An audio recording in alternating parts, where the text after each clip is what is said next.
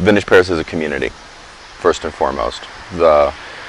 I think that the building, which is historic, and the location, which is really, really pretty, and the coffee, which I love, are all just tools to create community. You just end up finding that you're involved without even thinking about it. You know, you come in on a regular basis and you find out that you're involved in the community because a place like Vintage Paris is involved in the community. And so you become part of that. And I think that's one reason people like it a lot is it's a local coffee shop and it's like locally owned. And the people here are very just like warm and friendly. So I think that's part of the reason people are so drawn to it and keep coming back is because they feel like it's like a second home.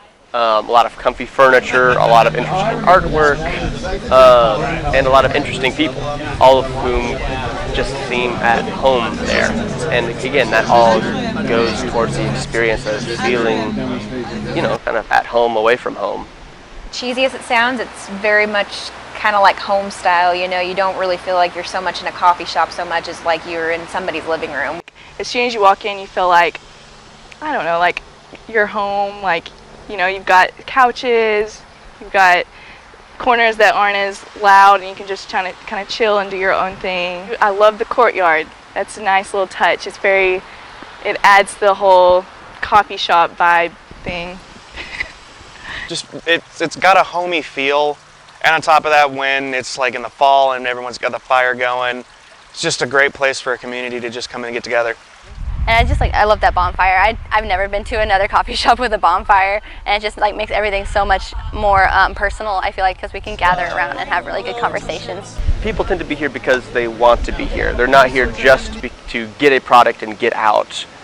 They come here for the full experience. I've had one, and I'm taking one for the road. That's how much I like their coffee, and I like spending time here. So, and unfortunately, they're about to close, but I will probably be back tomorrow.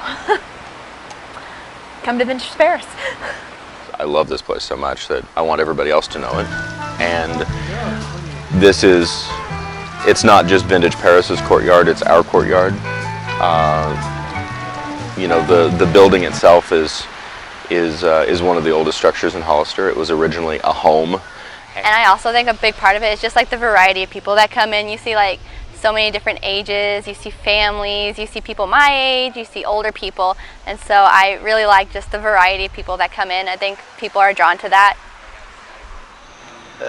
Vintage attracts all kinds of people, all religions, political views, and somehow we all seem to coexist and sit and have coffee together. They're hospitable to almost any kind of person. If you like beer, they have beer.